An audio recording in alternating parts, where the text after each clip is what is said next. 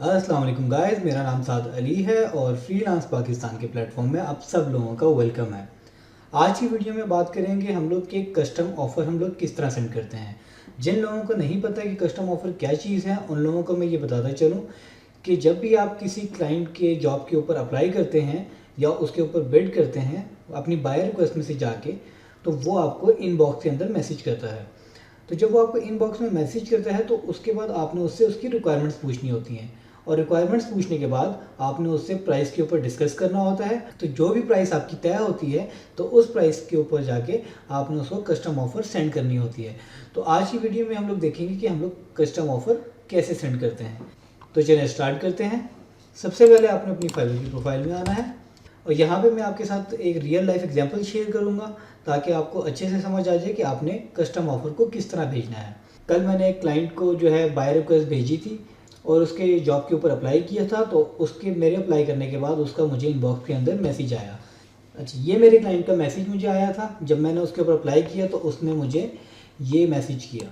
उसने अपनी सारी रिक्वायरमेंट्स बताई कि वो क्या चाह रहा है वेबसाइट के अंदर और उसको किस तरह की वेबसाइट चाहिए। उसके बाद मैंने उससे उसकी मज़ीद रिक्वायरमेंट्स पूछी, यानी कि प्रोजेक्ट को क्लियर किया, जो जो उसकी रिक्वायरमेंट्स थी उसको क्लियर करता गया ताकि बाद में जाके कोई इशू ना हो। तो उसके बाद ये सारी हमारी डिस्कशन होती रही इसी प्रोजेक्ट के हवाले से। उसके बाद एंड पे जाके हमारी जो है प्राइस की बात हुई कि मैं कितने प्राइस के अंदर काम करूँगा। तो अब हमने इसको जो है कस्टम ऑफ़र सेंड करनी है। अब इसकी और जो मेरी डील हुई है वो $300 की हुई है, यानी कि मैं इसको वेबसाइट $300 के अंदर बना के दूंगा।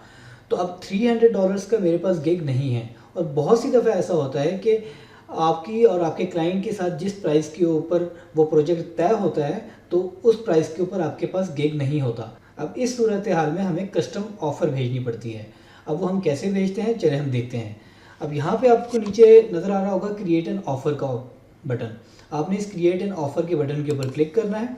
उसके बाद आपके पास ये गिग शो हो जाएंगे। अब ये प्रोजेक्ट जिस गिग से रिलेटेड है आपने उस गिग को सिलेक्ट कर लेना है। अब ये मेरा वेबसाइट से रिलेटेड है तो मैं इस गिग को सिलेक्ट कर लूँगा। इस गिग को सिलेक्ट करने के बाद आपने यहाँ पे डिस्क्रिप्शन लिखनी है कोई भी। अब फॉर एग्जाम्पल मैं यहाँ पे लिखता हूँ, अब इसकी ट्रैवल वेबसाइट है तो अब यहाँ पे मैं लिखूँगा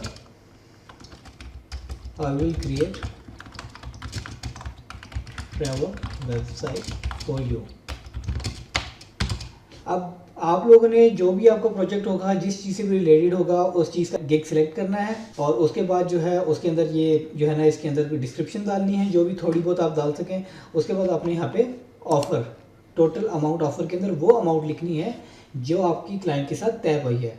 अब मेरी $300 हुई है तो मैं यहाँ पे $300 लिखूँगा और डिलीवरी टाइम भी हम लोगों का जो डिस्कस हुआ है वो 15 डेज़ का है, तो इस वजह से मैं यहाँ पे 15 डेज़ करूँगा।